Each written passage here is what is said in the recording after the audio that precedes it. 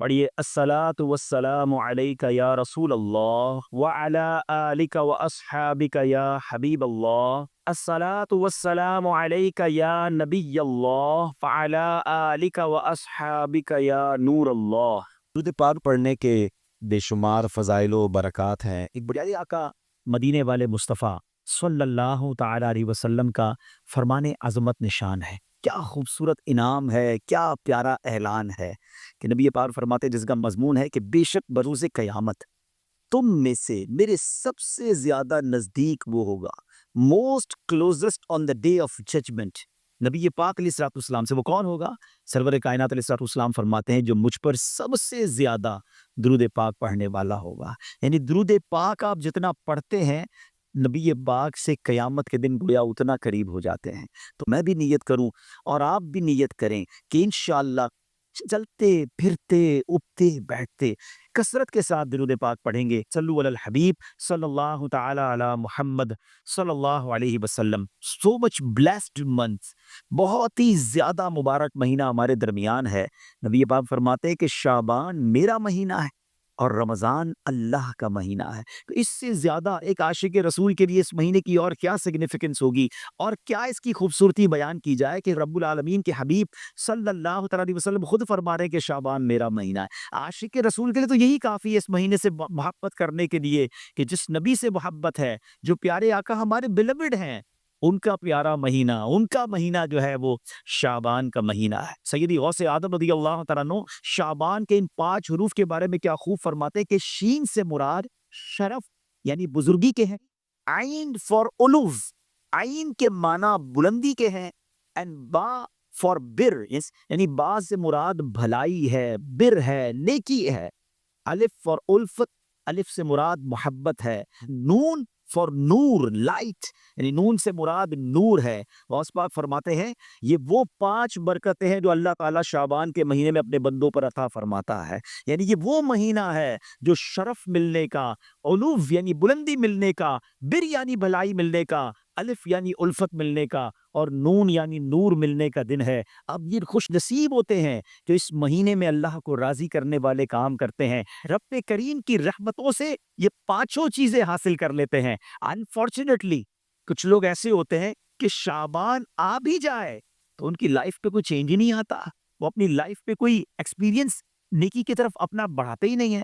غور کیجئے میٹھے اسلامی بھائیوں کہ آج ہماری زندگی میں کیا چینج آیا۔ سرکار علیہ الصلوۃ والسلام کے جو ڈیوٹیز تھے، جو صحابہ کرام تھے، وہ کیا کرتے تھے کہ جب رجب کا مہینہ آتا وہ عبادتوں کی طرف رجوع لاتے اور ساتھ ساتھ کیا کرتے، اپنے معاملات کو سمیٹنا شروع کرتے۔ شعبان کا مہینہ آتا تو کاروباری لوگ اپنا لینا دینا کر لیتے، حکمران کیا کرتے، اپنا جناب سارا معاملہ جو ہے وہ عدالت اور سیٹل ڈاؤن کر لیتے، اور اس کے بعد رمضان آتے ہی وضو کر کے اعتکاف میں بیٹھ جاتے۔ Actually the month of Shaban is the preparation of رمضان۔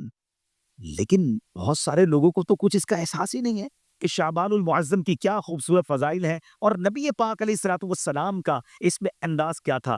نبی پاک کا سب سے زیادہ پسندیدہ مہینہ بی بی عائشہ فرماتی ہیں شعبان کا ہے۔ میرے آقا اس میں روزے رکھتے رکھتے رکھتے اس کو رمضان سے ملا دیتے۔ اللہ اکبر! اللہ کے حبیب علیہ الصلوۃ والسلام اتنے روزے رکھتے، اچھا یہ کیوں رکھتے تھے؟ What is the reason behind this؟ ذرا یہ بھی سن لیجئے کہ نبی پاک علیہ الصلوۃ والسلام ہماری تعلیم کے لیے کیا شاندار جملہ ارشاد فرماتے ہیں۔ سیدنا اسامہ بن زید رضی اللہ تعالیٰ عنہ said, I asked یا رسول اللہ صلی اللہ تعالیٰ علیہ وسلم، حضور میں آپ کو دیکھتا ہوں کہ آپ باقی تمام مہینوں سے زیادہ شعبان میں روزوں کی کثرت فرماتے ہیں، یقیناً اس میں رمضان کے روزے تو الگ ہیں، باقی مہینوں کی بات ہو رہی ہے۔ The holy prophet صلی اللہ تعالیٰ علیہ وسلم replied، یہ مہینہ ہے جو رجب اور رمضان کے درمیان ہے، لوگ اس سے غفلت میں ہیں۔ یہ وہ مہینہ ہے جس میں اللہ کی بارگاہ میں بندوں کے اعمال پیش کیے جاتے ہیں۔ میں چاہتا ہوں جب میرے اعمال اللہ کی بارگاہ میں پیش کیے جائیں اس وقت میں روزے سے ہے۔ اب ذرا سوچیے میٹھے اسلامی بھائیوں، اللہ کے حبیب علیہ الصلوۃ والسلام جن کے صدقے میری اور آپ کی مغفرت ہونی ہے، ہم پڑھتے ہیں نا تیرے صدقے میں آقا سارے جہان کو دین ملا، آقا کے صدقے تو ایمان ملا ہے۔ مگر یہ ہماری تعلیم ہے کہ نبی پاک فرماتے ہیں کہ میری خواہش یہ ہے کہ جب میرے اعمال اللہ کی بارگاہ میں پیش ہوں تو میں روزے سے۔ اب یہ سکھا رہے ہیں، ہمیں بتا رہے ہیں کہ دیکھو اعمال پیش ہونے کی رات ہے، اس رات بندوں کے اعمال اللہ کی بارگاہ میں پیش ہوتے ہیں۔ میں پوچھنا چاہتا ہوں اسلامی بھائیوں سے ہم سب کو پتا ہے ہمارے اعمال میں کیا ہے، کتنی خطائیں ہیں، کتنی بے شرمیاں، کتنے جرم ہیں. کیا ہمیں کچھ آج شرم آ رہی کہ یہ فیلنگز ہے کہ یا اللہ کچھ بھی نہیں ہے؟ آج ہمارے اعمال تیرے دربار میں آ رہے ہیں، ہم جانتے ہیں اس میں اپنے کالے کر دیے اپنے نامہ اعمال، کچھ نہیں مالک تیری بارگاہ میں پیش کرنے کو. اور میرے قریب ہم پہلے سے اس بات کا اقرار کرتے ہیں کہ ہم امتحان میں فیل ہیں، وی آر لاسٹ یا اللہ عز و جل. مگر مالک آج مغفرت کی رات ہے، آج رحمت کی رات ہے. اگر تیری رحمت صرف اچھوں پر برستی رہی تو ہم کدھر جائیں گے؟ آج گر گرانا ہے میرے پیچھے اسلامی بھائی. آج کی رات وہ رات ہے، روایتوں میں مضمون ملتا ہے کہ آج آسمان دنیا سے یہ ندا دی جاتی ہے کہ ہے کوئی مانگنے والا کہ اس کی مراد پوری کی جائے، ہے کوئی مغفرت کا طلبگار کہ اس کی مغفرت کر دی جائے، ہے کوئی توبہ کرنے والا کہ اس کی توبہ قبول کی جائے. تو آج تو اعلان ہو رہا ہے نا، لیکن کیا ہم اس کیفیت میں ہیں کہ ہم اللہ کی بارگاہ میں اس طرح گر گڑا رہے ہو کہ مولا بس آج معاف کر دیجیے؟ ورنہ حالت تو یہ ہے، وہ پنجابی شاعر لکھتے ہیں نا، جے میں ویکھا عملہ بلے کچھ نہیں میرے پلے، کچھ ہے نہیں، ایوریتھنگ لاسٹ. ہم نے ساری زندگی بیکار کاموں میں تو گزاری، نیکیاں کی تو اس میں اخلاص نہیں، ریاکاری. جے میں ویکھا عملہ بلے کچھ نہیں میرے پلے، پر جے ویکھا میں رحمت رب دی بلے بلے بلے. اس رات کا احادیث میں کس انداز سے ذکر ہوا؟ The mother of believer سیدتنا عائشہ صدیقہ رضی اللہ تعالی عنہا stated portal of mercy in 4 night. Be be Ayesha کہتی ہے، میں نے نبی پاک علیہ الصلوۃ والسلام سے سنا ہے کہ اللہ اپنی رحمتوں کے دروازے، رحمتوں کی جو برسات ہے وہ ان 4 راتوں میں برساتا ہے. مضمون حدیث ہے نمبر 1 the night of عید الاضحیٰ، وہ رات جو عید الاضحیٰ سے پہلے آتی ہے. نمبر 2 the night of عید الفطر، جس کو چاند رات ہم کہتے ہیں، رمضان کے بعد جو رات آتی ہے صبح عید ہوتی ہے. یہاں میں عرض کرتا چلوں کہ وہ رات بھی تو کچھ دنوں میں آئے گی، مگر اس رات کیا ہوتا ہے؟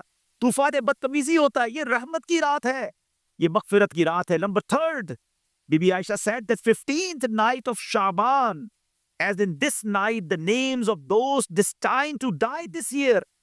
15 شعبان کی رات، اور اس رات اس سال مرنے والوں کے نام بھی لکھے جاتے ہیں.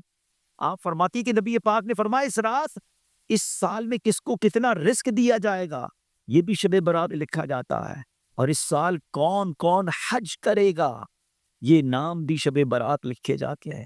اتنی نازک رات ہے. The fourth night، 8 اور 9 ذوالحجہ کے درمیان کی رات، یہ چوتھی رات ہے جو رحمتوں کے دروازے کھول دیے جاتے ہیں، اور یہ عرفہ کی رات کہلاتی ہے. Dear Islamic brothers, how critical the 15th night of Shaban al-Mu'azzam is. کتنی نازک رات ہے. No one knows what will be predestined for him.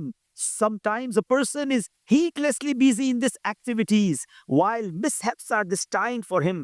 لوگ غفلت پہ ہوتے ہیں، انہیں پتہ ہی نہیں ہوتا کہ ان کے بارے میں کیا لکھا جا رہا ہے. ذرا غور کیجئے. It is stated in غنیۃ الطالبین، یہ وہ کتاب ہے جو سیدی غوث اعظم رضی اللہ تعالیٰ سے منسوب ہے. غوث پاک تحریر فرماتے ہیں The shrouds of many people are washed and prepared, but they are busy wandering around in the markets. Ghaus Pak کہتے ہیں کچھ کفن دھل کر تیار ہوتے ہیں مگر اس کو پہننے والے بازاروں میں گھوم رہے ہوتے ہیں. آپ فرماتے ہیں there are many people whose graves have been dug and ready, but they are busy enjoying themselves. فرماتے ہیں کچھ لوگوں کی قبر کے گھڑے خودے تیار ہوتے مگر وہ گھوم رہے ہوتے ہیں، وہ بازار میں مزہ مستی اور جناب گناہوں میں مصروف ہوتے ہیں. ایک بات میں آپ کو بس اس جملے کے تحت بتاؤں، پہلے بات پوری کر لوں پھر میں آپ کو پریکٹیکلی بھی سمجھاؤں. آپ فرماتے ہیں number of people are busy laughing although the final moment of their death is approaching. کچھ لوگ ہنسی مذاق کر رہے ہوتے ہیں مگر موت کا وقت قریب آ گیا. فرماتے ہیں the construction of many houses is about to complete, but at the same time the lifetime of the owners is also about to complete. فرماتے ہیں کچھ گھر بالکل بن کر تیار ہو گئے ہوتے ہیں مگر مکین جو اس گھر میں رہنے کے لیے آنا چاہتا ہے اس کا آخری وقت بھی آ گیا، اس کی قبر بھی تیار ہو چکی. اب ذرا اس کو پریکٹیکلی سمجھیے. آپ جب قبرستان جاتے ہیں کچھ قبریں تیار ملتی ہیں نا، صحیح بات بتاؤ پریکٹیکل. جو قبریں کھودی ہوئی ہیں، جن کی بھی کھودی ہوئی وہ زندہ ہے، ہاں تھوڑی دیر بعد مرنا ہے انہوں نے اور پھر اس قبر میں آ جاتا ہے.